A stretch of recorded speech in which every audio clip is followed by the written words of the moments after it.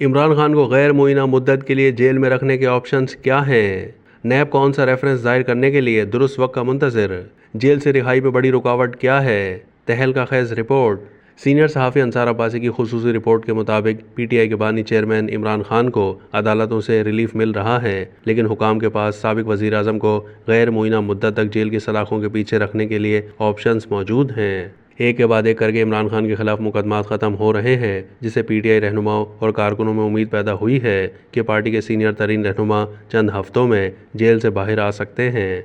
लेकिन सरकारी ज़राए की सोच इससे मुख्तलिफ है। जिस वक्त 1971 के वाक़ये के हवाले से इमरान खान की मुतनाज़ ट्वीट ने FIA को इमरान खान और दीगर के खिलाफ एक और मुकदमा कायम करने पर गौर का मौका फराहम किया है, वहीं इमरान खान और बुशरा बीबी के खिलाफ नैब वाले तोशाखाना रेफरेंस दोइम दायर करने के लिए दुरुस्त वक्त का इंतज़ार कर रहे हैं। ज़राए का कहना है कि ये इकदाम इस बात को यकीनी बनाएगा कि इद्दत केस में बरी होने के बावजूद दोनों मियाँ बीवी सलाखों के पीछे रहें। इमरान खान को 4 मुख्तलिफ केसेस में अदालत ने सज़ाएं सुना रखी हैं। 3 मुकदमात में इमरान खान और उनके साथी मुल्जिमान को या तो बरी कर दिया गया है या उनकी सज़ाएं मुअत्तल कर दी गई हैं। अब सिर्फ एक केस है जिसमें इमरान खान की सज़ा उनकी जेल से रिहाई में बड़ी रुकावट बनी हुई है। बाखबर ज़राए का कहना है कि तोशाखाना केस दोम के हवाले से नैब की तहकीकात मुकम्मल हो चुकी हैं और अब वो इमरान खान और बुशरा बीबी के खिलाफ एहतसाब अदालत में रेफरेंस दायर करने के लिए तैयार बैठा है।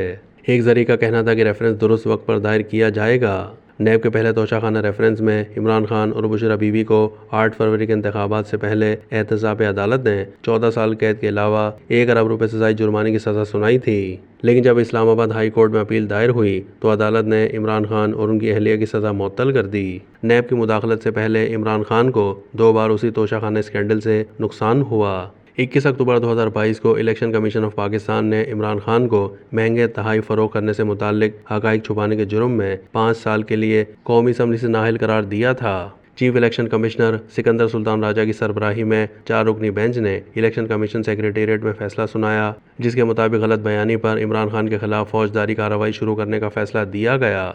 इमरान खान के खिलाफ हुक्म के बाद इलेक्शन कमीशन ऑफ पाकिस्तान ने साबिक वज़ीर आज़म के खिलाफ फौजदारी मुकदमा इस्लामाबाद की सेशन अदालत को भिजवा दिया, जिसे पिछले साल अगस्त में पाकिस्तान तहरीक इंसाफ के सरबराह को तोशाखाना केस में मुजरिम करार देते हुए 3 साल कैद की सज़ा सुनाई। अपील के मरहले पर इस्लामाबाद हाई कोर्ट ने मज़कूरा सज़ा को भी मुअत्तल कर दिया। साइफर केस में इमरान खान और शाह महमूद कुरैशी को खुसूसी अदालत ने 10-10 साल कैद की सज़ा सुना दी, लेकिन इस्लामाबाद हाई कोर्ट ने पीर को दोनों को बरी कर दिया।